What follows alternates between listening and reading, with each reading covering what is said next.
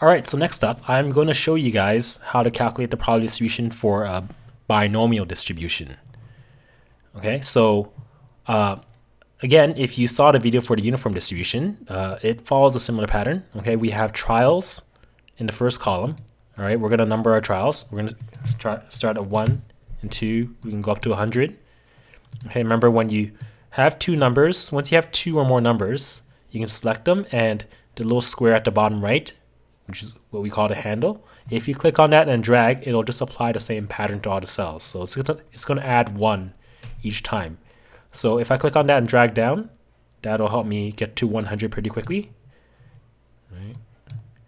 Okay, so no need to type 1 to 100. That's a big waste of time. All right, just use the handle. All right. Now, in this problem right here, it says 6 spinners of equally sized sectors numbered 1 to 4 are spun. The number of times it lands on 4 is recorded. Okay, so a success is landing on 4. I have right here, okay, my spinner columns. Okay, this is spinners 1, 2, 3, and 4. I should add a couple more. 5 and 6. All right. Now each row represents a trial. Okay, so this is gonna be one trial for 6 spinners. This is gonna be another trial for 6 spinners, etc., etc. Now, since I have spinners numbered 1 to 4, I can generate a random number.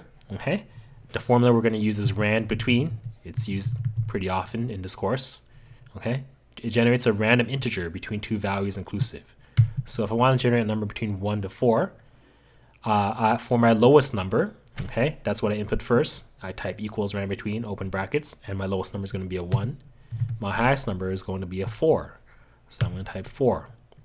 And then close brackets to finish the formula. I'm going to press enter. And it generated a random number between 1 and 4, which is 2. The thing with random numbers, random number formulas, is that it will change the number every time I give a new input on Google Sheet. But that's not a big deal. It's perfectly fine because our experimental probabilities will not change that much because we're doing a large number of trials, or a fairly large number.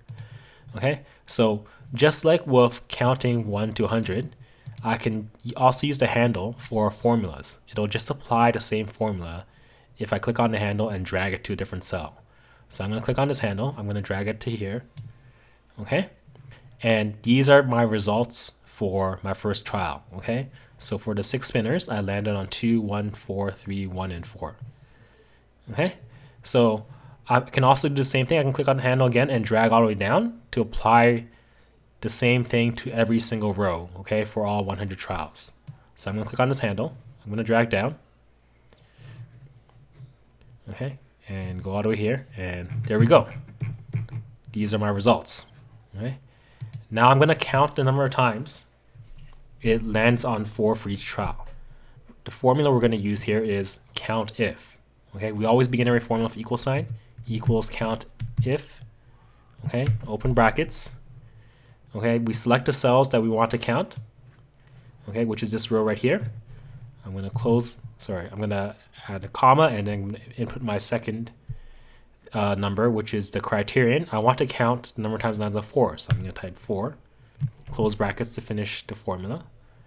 Plus equals. Okay, so it landed on it 2 times. It said 1 earlier, but the numbers changed because I was generating random numbers. But don't worry about that. That's perfectly fine. Again, I can click on the handle and drag all the way down. It's going to apply the formula for every row. Okay, so this right there, okay, this column right here, it counted the number of times it landed on 4 for the 6 spinners for every trial. All right. Next up, I'm going to finish up with my probability distribution for my experimental probabilities. Okay, so here I have my random variable is 0 to 4, right? Actually, it could be 0 to 6. There are 6 spinners. Okay, so the number of times it lands on 4 can be 0, 1, 2, 3, 4, 5, or 6 times. So what I'm going to do here is I'm going to do equals count if. Okay, so for my results right here in column H, I want to count the number of times it landed on 4. Okay, So that's what these numbers here are doing, right? They're counting number of times it lands on a 4, right? So I'm just gonna, I can select the whole column. Okay, my criterion is the number of times it landed on 0, right? So I'm gonna type 0, right? Because I want to count how many times it lands on 0 here, right? Because here's 0, and here I'm gonna count the number of times it landed on 1, number of times it landed on 2, etc., etc. Now, this isn't exactly what I was looking for, right? What I'm looking for is the probability. So I have to divide by the total number of trials, which is 100. Okay. Again, the number changed a bit because all these numbers changed, but again, it's okay. It should be kind of close. It doesn't have to be exactly the same as the theoretical probability.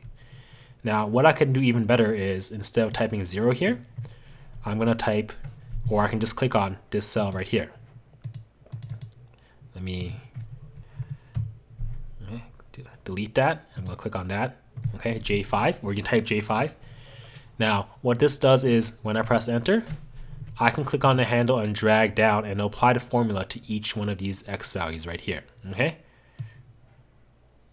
or random variable values rather.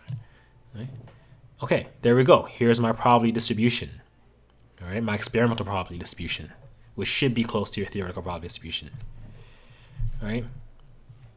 And that is how you calculate the experimental probability distribution for a binomial distribution.